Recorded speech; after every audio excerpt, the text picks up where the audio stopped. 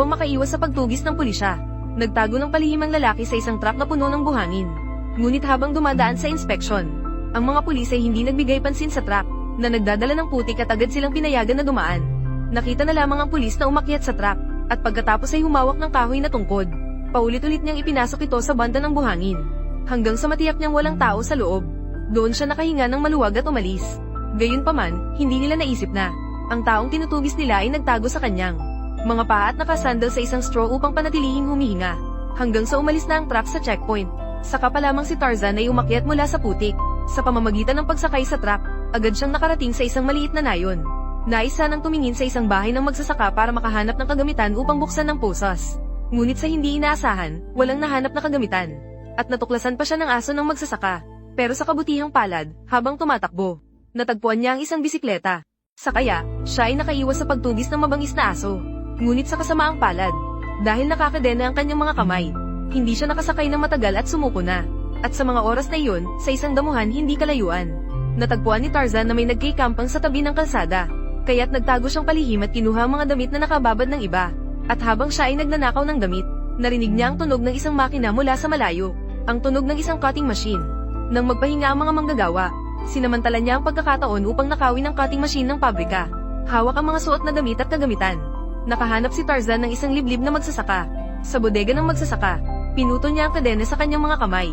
Sa wakas, wala na ang pagkakakadena. Nakatulog na siya ng payapa, hanggang sa kinabukasan. Si Tarzan ay nagising sa ingay sa labas ng pinto. Itinaas niya ang kanyang ulo at tumingin.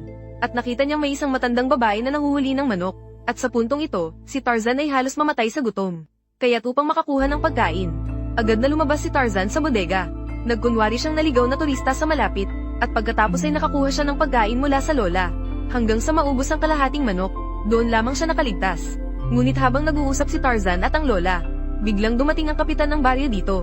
Upang hindi mahuli, agad na tumakbo si Tarzan papunta sa gubat. At nang makatanggap ang pulis ng balita, mabilis silang dumating dito. Pinaikutan nila ang gubat kung nasaan si Tarzan. Pagkatapos ay sinimulan nilang masusing hanapin pataas sa bundok. Samantala, dumating din dito ang mga mamamatay tao ng gang na ipinadala upang patayin si Tarzan. Matapos ang 7 o 8 oras ng paghahanap, ang lugar na pinalibutan ng pulis para kay Tarzan ay patuloy na lumiliit, habang siya ay naghahanda na tumakas pababa sa bundok sa pagdilim. Natagpuan siya ng mga tao ng paghahanap. Sa kawalang pag-asa, si Tarzan ay napilitang tumakbo muli patungong bundok. Nakatingin sa paikot-ikot na pabilog na palibot na palitang lumiliit sa ibaba ng bundok. Alam niyang wala na siyang paraan upang makatakas ngayon.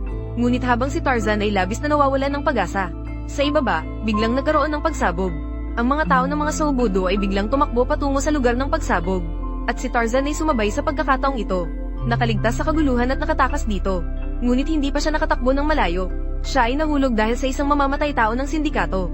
Pagkatapos ay tinaga siya ng mamamatay tao gamit ang kutsilyo sa leeg. Ang digital na camera ni Wu Meishu. Nasaan ito? Narinig ang mamamatay tao na binanggit si Wu Meishu. Dito na naisip ni Tarzan. Ilang araw na ang nakalipas, talagang nagmamadali si Meishu. Nagpahiram siya ng camera dito sa kanya. Kaya't nagkunwari si Tarzan at hinawakan ang kanyang bulsa. At akala ng mamamatay tao na nandoon ang camera sa bulsa ni Tarzan. Nang siya ay naghahanda ng kunin ito, si Tarzan ay kumilos at itinulak ang mamamatay tao.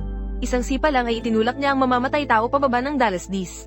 Pagkatapos, tumakbo si Tarzan sa paanan ng bundok, sa isang sasakyan. Nakuha niya ang mga damit at sombrero ng kabataang panghuhuli. Pagkatapos, nagkunwari siyang bahagi ng panghuhuli. Matagumpay siyang nakasakay sa bus papuntang bayan. Pagdating sa bayan, natuklasan ni Tarzan ng isang bahay na walang kalalakihan, isang ina at anak, kaya agad niyang tinalian ng mag-ina. Pagkatapos, kumain siya ng natirang kamote ng mag-ina. Nabusog siya. Ngunit sa oras na natapos na siyang kumain, naalala niya na kani-kanina lang. Nasugatan siya sa leeg nang siya ay tinakat ng mamamatay tao.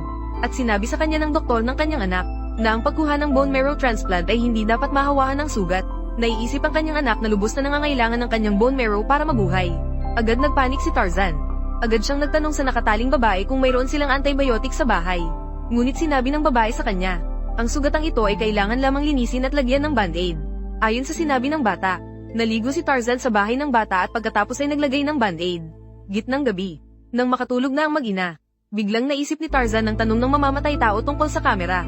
Naalala niya na sa labis na pagkabahala, dinala niya ang kamera pabalik sa bahay. At ang kamera ay kinuha ng kanyang pinakamagandang kaibigan upang kumuha ng larawan. Ngayon, kailangan lamang hanapin ang kamera, kaya ang kanyang maling pagkakakulong ay maaaring malinis. Kaya sa susunod na umaga, si Tarzan ay nagpalit ng kanyang pangit na hairstyle. Naglagay ng mature na hairstyle na 2:8, at pagkatapos ay sumuot ng damit ng ama ng bata at naglagay ng salamin. Sa wakas, nagkunwaring isang negosyante. Umupo siya sa bus pabalik,